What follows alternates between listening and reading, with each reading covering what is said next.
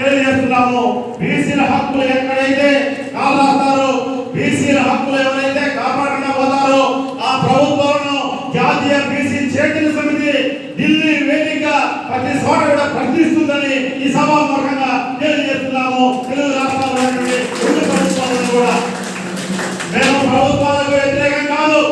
బీసీల పైన అన్యాయంగా దుర్మార్గంగా అణచివేత ధోరణిగా ప్రవర్తిస్తే మేము పోరాటానికి సిద్ధంగా ఉంటుందని జాతీయ బీసీ చైతన్య సమితి ఒక కార్యవర్గ సమావేశంలో ఈరోజు మేము తీర్మానం చేస్తున్నాం.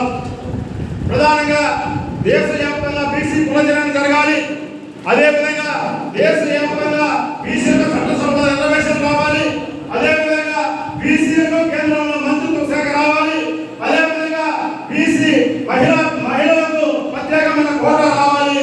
అదేవిధంగా స్థానిక సంస్థల్లో బీసీ జనాభాకు తగ్గట్టుగా రిజర్వేషన్ శాతం పెంచి ఏబీసీని వర్గీకరణ చేయాలని, అదేవిధంగా రాబోయే రోజుల్లో తెలుగు రాష్ట్రాలలో ఎంతో మంది బీసీలు ఆ ప్రభుత్వాల కోసం కష్టపడి పనిచేశారు.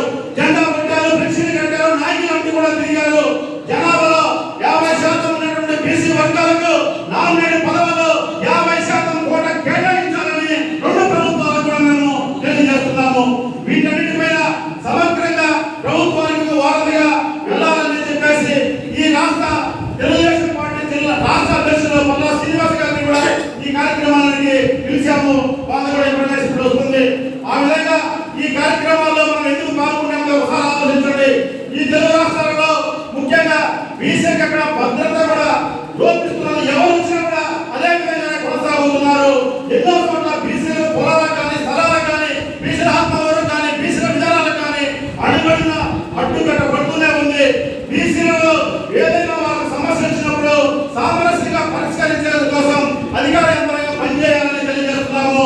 అదేవిధంగా ఈ తెలుగు రాష్ట్రాలలో బీసీలకు ఎక్కడైనా అన్యాయంగా జరిగితే మా తప్పుగా లేకపోతే దేనికైనా విధించడానికి మేము సిద్ధంగా ఉన్నామని ఈ సభాముఖంగా తెలియజేస్తున్నాము.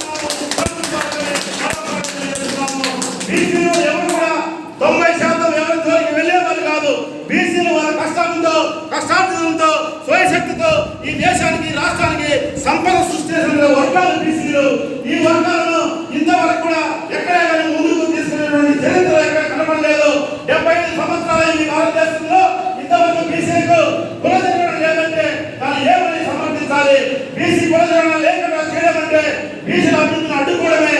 ఈ విధంగా ఎంతో అన్యాయమైన పరిస్థితులు రాష్ట్రాల్లో కానీ మిగతా చోట్ల కానీ కనపడుతున్నాయి.